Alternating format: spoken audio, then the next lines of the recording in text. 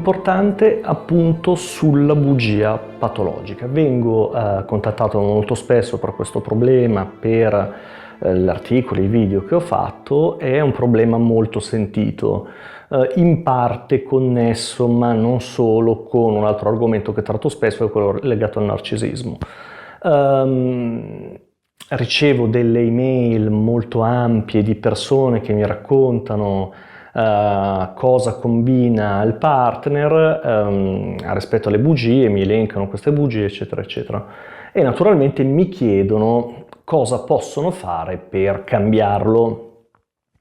Allora, questo va poi al di là della bugia patologica stessa, nel senso rientra nel grande argomento del ma cambiano le persone all'interno del rapporto, ha senso agire tipo crocerossino o crocerossina? Naturalmente la risposta è no. No in tutti e due i casi, ma la cosa importante da comprendere, perché poi la dura realtà dei fatti, è che in terapia o comunque in consulenza dallo psicologo ci vanno, nel caso della bugia patologica, ci vanno, ahimè, nella stragrande maggioranza dei casi le vittime, termine non brillantissimo, però per dare l'idea non ci va il bugiardo, ma ci va chi è stato vittimizzato dalla bugia e dal bugiardo. È possibile guarire, aiutare un bugiardo patologico? Assolutamente sì. Tuttavia non esistono formule magiche, per cui nel momento in cui io ricevo questi messaggi mi si chiede cosa devo dire, cosa devo fare, ci si pone, c'è qualcosa che posso fare, ci si pone una dimensione un po' magica, di aspettativa magica nei miei confronti, ma soprattutto nella realtà di coppia, per cui ci sarebbe qualche trick, qualche trucchetto, qualche astuzia da utilizzare col bugiardo per limitarne l'azione, ma spesso anche per fregarlo, per coglierlo in fallo, perché poi naturalmente nel rapporto col bugiardo patologico si scatenano in maniera ipogea, in maniera sotterranea, in maniera inconscia, dell'ostilità, dell'astio, per cui in realtà più che cambiare la persona si vuole essere un metro più avanti, si vuole dimostrare di essere più furbi di lui, perché naturalmente il bugiardo ci inganna, ci gabba, ci truffa, e per cui si scatenano tutti quei vissuti tipici della truffa che vive il truffato, per cui ci si sente stupidi, ci si sente inferiori, ci si sente gabbati, e quindi la soluzione sarebbe quella di essere più furbi, più scaltri, no? Per cui adottando fra l'altro le strategie psicopatologiche del bugiardo, no? Per cui questo ci dà anche una misura della dimensione della permeabilità del male psicologico, no? Di come si pensa di aiutare, di aiutarsi, in verità si finisce con l'impestarsi, con l'inquinarsi.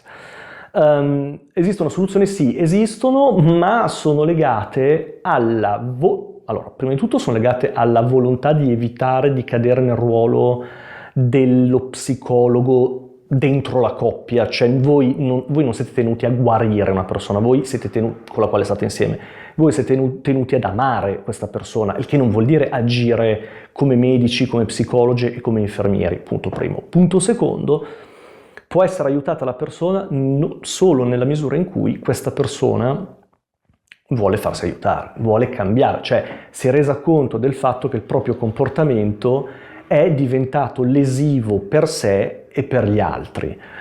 Se non fa questo passo, se non ha questa percezione, se non vuole cambiare, le possibilità sono, ahimè, questo è importante che lo capiate, sono, ahimè, molto limitate, perché gli invii, cioè le mando il bugiardo, le mando mio marito, le mando mia moglie, le mando mio figlio, con queste persone assolutamente controvoglia, pronte a mentire anche a me. Ma guardate che il problema della bugia in terapia non è tanto legato al fatto che la persona mi menta mentre parla, perché in realtà a me interessa la verità psicologica. Io voglio dire, anche all'interno della bugia trovo dei significati psicologici.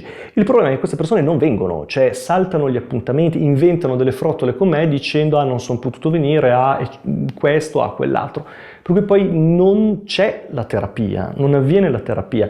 La persona, il bugiardo, ma in realtà questo può valere per qualsiasi tipo di paziente, deve capire che poi la vita vera non è nel mio studio, ma è al di fuori del mio studio, e per cui l'impegno, il percorso psicologico è un percorso che viene fatto in parte in studio, ma soprattutto fuori. È un percorso che, a prescindere dagli orientamenti, è legato, se vogliamo pensare al successo e anche alla durata, alla professionalità del professionista, la professionalità dello psicoterapeuta, e alla volontà e alla forza col quale il paziente si impegna nel voler cambiare la propria vita.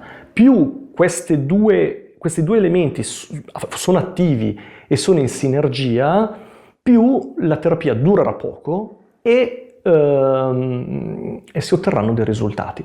Se c'è uno e non c'è l'altro, non si può fare niente.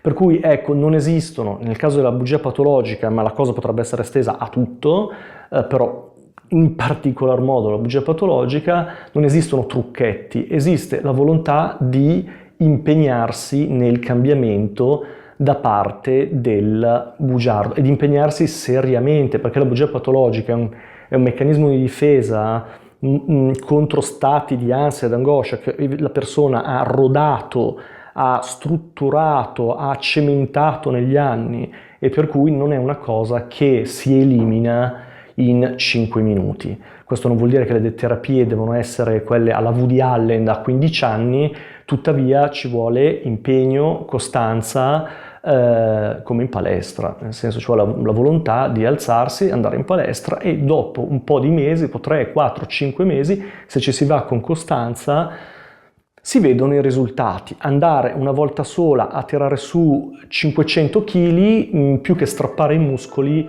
non fa, e sono soldi buttati. Spero di aver chiarito il concetto. Un saluto e al prossimo video.